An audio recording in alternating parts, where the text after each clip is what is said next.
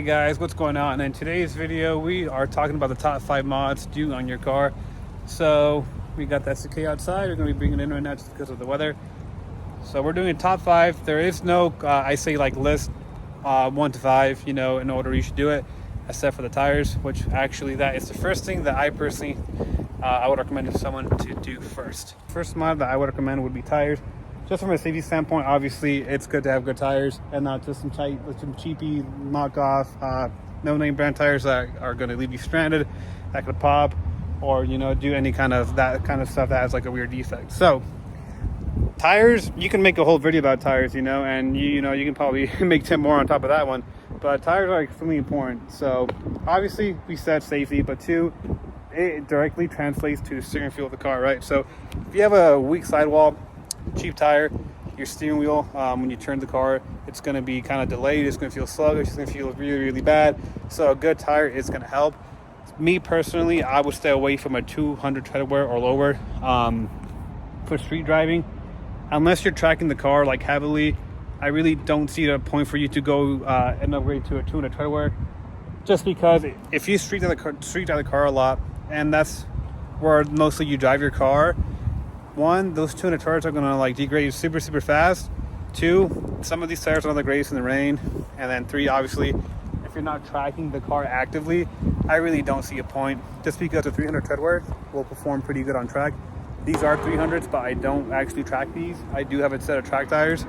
That's just because I do take the car to the track. So I do have a good recommendation on 300 treadwear tires. They actually are on my car right now. So these are the Kenda KR20s. They do have a 200 treadwear option, but obviously we had 300. And man, I can't say anything bad about these tires, man. For the price point, the longevity of them, the way they perform, you know, cold, dry, up to temperature, wet. Man, this car, the season of the car, these tires are freaking awesome. They're symmetrical, so you can actually flip the tires. Here, I'll show you what I mean. So when you have inside camber wear, you got the outside camber wear. Excuse me, the inside one, you can actually flip it to the outside. So if you can see right here, I'm not sure the camera picks up, but you got it's very smooth here, because this at some point was inside, and to prolong the tire life, we actually flipped them, and we actually have decent thread inside there.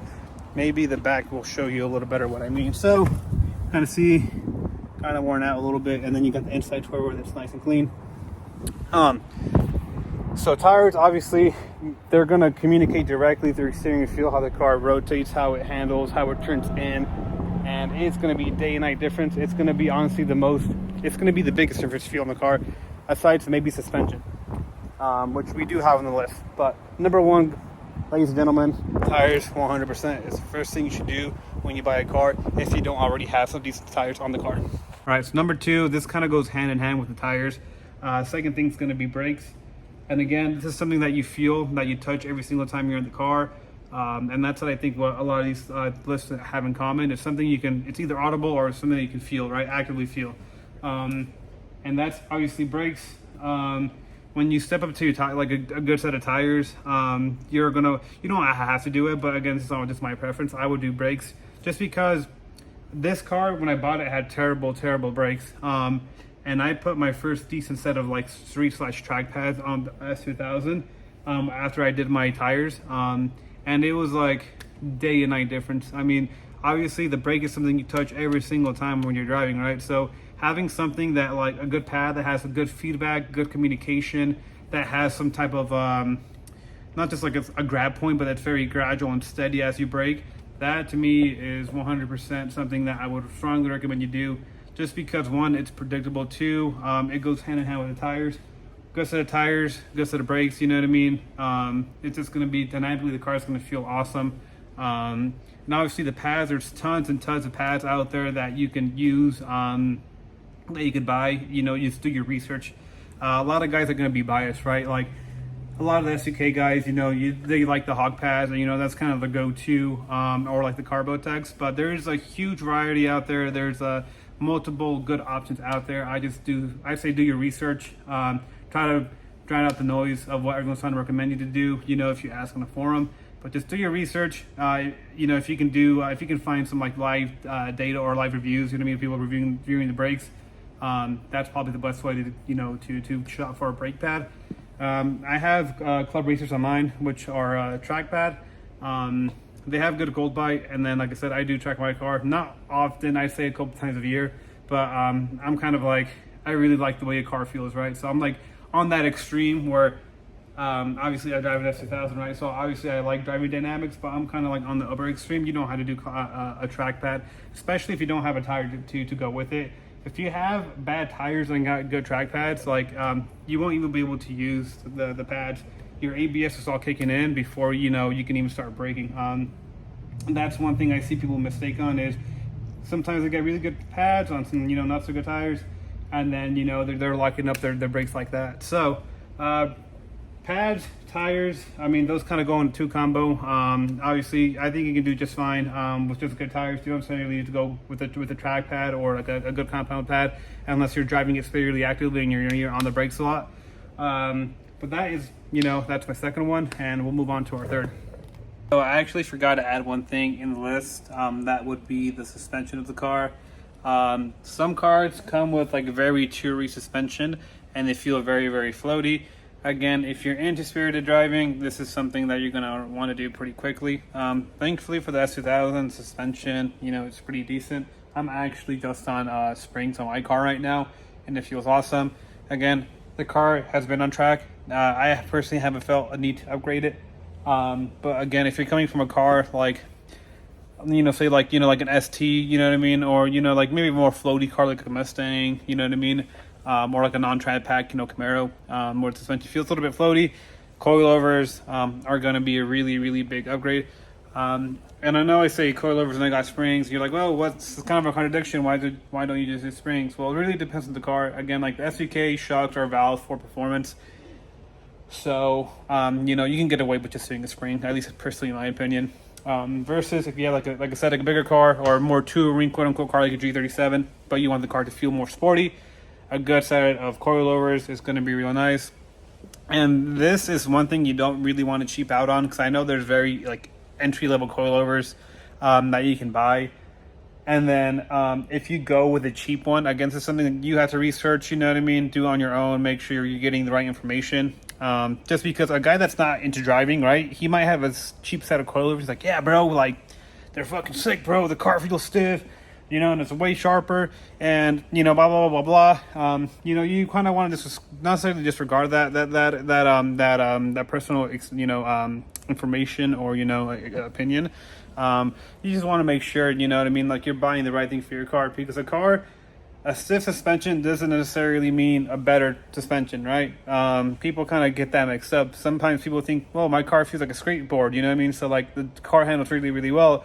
Well, no, actually, if you want the car to handle well, yes, you want stiffness, but you do want a little bit of movement, because the suspension needs to settle and all that stuff. If the car is overly stiff, it's just gonna be a little jerky. It's gonna be stepping out. If you have a rear-wheel drive car, it's not gonna be good. So suspension for sure, guys. There's tons of good suspension out there. I'm not too sure what coilovers personally are great, just because I've done K Sports before. On my RSX, and the S2000 I just have Swiss Spec R springs. But I mean, suspension is such a like an entry level part, and it's such a huge ceiling, right? So you can get like suspension that's like, got the hiccups. Like maybe like $1,600 can give you a good set of coilovers. But then you can get like you go crazy full like JRZ like track spec, $10,000, which is kind of nutty. But again, that's like on the opposite spectrum, right? So a good set of street coilovers, 100% gonna be super, super, super nice. And again, this is something that you can feel on the car. Not only just a feel thing, but an aesthetic thing, right? You can lower the car just a bit, to make it feel nice. So it doubles down as one, an aesthetic thing, and then two, an actual thing that you feel in the car. So it's funny because none of these mods besides the coilovers is an aesthetic thing.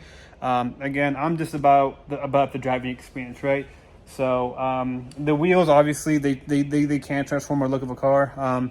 Me personally, I personally think a lot of automakers do a good job with wheels. Sometimes you can get away with just like a 10 mil spacer just to even out the fitment a little bit, and you can get away with that for a while. But yeah, I forgot to add this in the clip, so I'm gonna say 4 when there's actually 5 things. So please disregard the 4 part of the video. But yeah, guys, that's it. Thanks for watching. Appreciate it. Actually, I'm making an outro on the last clip, so you guys can keep watching. Actually, see you guys. Okay, then, so for our third mod that I would do, that tells new enthusiasts to go and like buy or to modify would be the shifting. If your car already has a good shifter, this still kind of applies to you if you can upgrade the shift knob or something like that. But again, I guess this is going to go more to a manual car drivers than it is like just a general speaking. So I know a lot of cars nowadays, that they have an automatic. So I guess this particular model wouldn't apply to you. But if you drive a manual, I mean, man, the shifting experience on the car, like, again, this is something that you're touching, that you're feeling every single time you get in the car. And I mean, in the S2000, the shifting is freaking awesome. There's really no need to upgrade it. So mine right now is stock, but I did have my RSX Type S at one point, and I did a hybrid shifter with the cables. And man, that absolutely transformed the shifting experience. I mean, the car, the Type S on the Acura RSX Type S shifting is nice. But to me, it feels a little bit more longer, a little bit more touring compared to at least the S2000. And I actually did a hybrid racing V2 or V3, I forget what it was. But man, that absolutely transformed the way, the shifting feels, obviously. But again, this is something that you're touching, that you're feeling every single time you're in the car. So if your car doesn't have necessarily the best shifting experience, I know some of like the Subarus, the WRXs don't have like the greatest feel. And then one of my buddies actually has an upgraded one, and I felt it, and it feels really, really nice. I'm like, man, this feels so much nicer. And then this is actually a pretty cheap mod too, unless you're going, absolutely bonkers with a crazy shifter. This is pretty affordable too. Again, something you're using every single time you get in your car. And then, like I said, if you have a nice shifter already, a shift knob does also really, really, help. Just the way you put your hand on it, right? There's different shift knobs for a reason, right? People have different preferences how they like their shifter to feel, or the shift knob to feel. So definitely shifter is a super cheap one, or shift knob that you can get into relatively easy. That's something that you're going to be using every single day, that you're going to feel every single day. All right, guys, so last but not least, the last model, the fourth one that I would do, recommend to an entry-level enthusiast would be an exhaust. Now this, compared to the other parts that I've recommended, it's not something necessarily that you feel, but it is something that, again, you experience every single day. It's an audible difference in tone of the car. Obviously, now this is completely preference, right? Some people like the cars loud. Some people like to hear a little bit more induction noise, et cetera, et cetera. So this is subject to, however loud you want it. It's totally up to you. But I think having an exhaust upgrade is 100% completely worth it. Now, this is something, again, when you get in the car, you start it, you hear your exhaust right away. You got the windows down, and you're downshifting, you're heel and towing, and all that stuff. All that is something that you are actually hearing. Again, this is something, again, like with all other things on the car that I mentioned before, it is something that you're always going to feel, right? So it's not like a wheel, right? You get wheels, and sure, you can get like lightweight wheels, that have less rotational mass, like say like a cast wheel, but I'm not sure if you can even feel a difference between the two. So you can get cool wheels, right? But it's not necessarily going to affect the way the car handles, unless obviously if you step up to a different size tire and all that stuff. But the wheel itself is not adding to the performance. That would be more on the tire. I kind of got sidetracked with what I was trying to explain. But yeah, I mean, the exhaust, again, something you hear every single time you get in the car. It's something that's easy to modify also. I mean, I would assume a cap exhaust in most cars, probably take like 30 minutes. You can do it with like your basic 12 mil wrenches, or sockets. So exhaust for sure, 100% something you should do. I think that was, that's funny that I mentioned it. The first thing I did with S2000 was buy tires, and then I did brakes, and then I did an exhaust. I did an HKS exhaust, which no longer are the cars. It's kind of like a Yakimoto, heavily modified Yakimoto. It's almost like a full custom exhaust at this point. But that was one of the few things I did in the car. Exhaust. Again, all these things aren't in sequential order. Besides the tires, I think tires 100%. I mean, so man, think about if you have a really nice driving car, and then you just have shit tires on it, right? That's going to completely ruin the experience on the car. It's going to feel numb. It's going to feel silly. I remember, it's funny, I had this one of my friends get in my car, and they were talking about how, you know, how direct the car feels and all that stuff, right? Then they're attributing that factor to maybe the suspension upgrades that I got, which I'm like, nah, man, like, it's just the tires. You know, a good set of tires is going to feel responsive. It's going to feel snappy. Obviously, in my case, the suspension might help also, just because it's on like full spherical and etc. and all that crap. But yeah, man, good set of tires, and the rest of the list, you know what I mean? You can kind of just choose as you go. But these are things, again, that something that you're going to feel and you're going to be experiencing every single time you drive. And then again, I'm speaking from a driver's perspective, right? Some people don't care about that. We do have quote unquote enthusiasts that would much rather just make their car look cool. So I would say this video is probably not for you guys. This is more for a driving enthusiast, people that enjoy to drive their cars. And yeah, do a few honorable mentions, just because there is a couple of things that I would like on the list but didn't make it, just because I don't think they're as important. But some honorable mentions would be a seat. If you've driven the S2000, the stock seats are kind of shitty. They don't bolster well, and they make you sit pretty high up, and that's for me personally a problem, just because I'm like 5'11", 5'12"-ish. Or 6 feet, 5'5". I said 5'12". I'm freaking stupid. I'm around that height. And then the SVK, whatever reason, the stock seats sit pretty high. So I got a Recaro pole position with lower seat rails. They're PCIs with sliders. And man, what a difference that is also, just because it brings you down lower into the car, and you feel a lot more snug. And then when you're going around corners, you know what I mean? You don't necessarily have to brace yourself more, because you're not trying to fight to stay in. You just kind of let the seat do its thing and just kind of like hold you in place, and then you can focus on driving. And like, again, like if you're in a car that like has like really crappy seats, I mean, this is probably, it could be something that's pretty high up on your list, actually, depending what car you're coming from. Obviously, there's cars with really, really nice seats, you know, like Type R's, even like the A6 VRZs. Those seats are pretty nice, at least in my opinion. Or Veloster N, Elantra N, those seats are really, really nice, which I don't think you necessarily need to upgrade. But there are those cars, you know, that don't have, you know, quote unquote, like great seats from the factory. So that's one of those honorable mentions. Number two, a light and flywheel. Again, this is something that you're feeling every single time you're out of the car. My SUK has a standard AP2 flywheel, which is like 22 pounds. And then my brother has an AP1 with like a 11 pound flywheel. And man, just the downshifting action compared to this car versus my brother's car, this one feels super, super lazy. Eventually, when the clutch goes out, I'm going to be replacing it. But that's something I haven't done, just because it's kind of expensive, right? You got to drop the transmission. And then like, well, if you're going to do the you know, people don't necessarily replace the flywheel. You know, usually you do a clutch and then you do the flywheel because you're in there.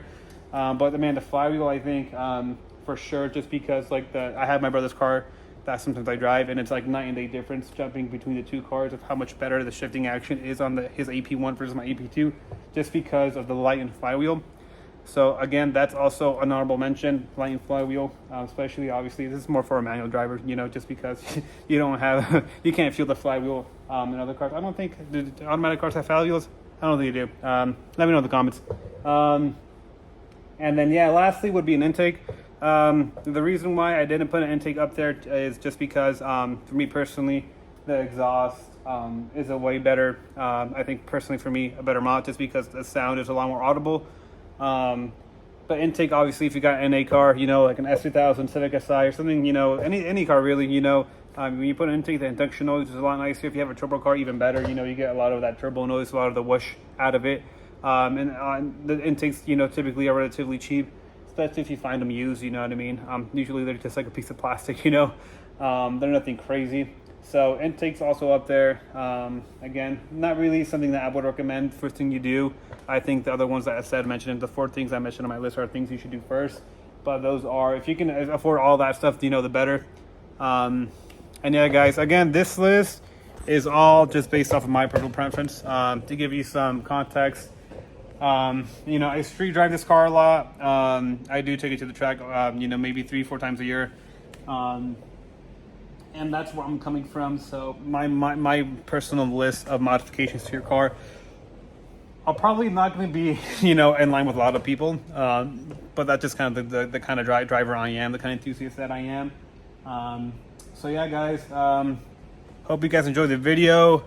I'm probably going to be doing more videos like this. Sorry I didn't upload. Man, we were super busy for the past 2 weeks, you know, so super thankful.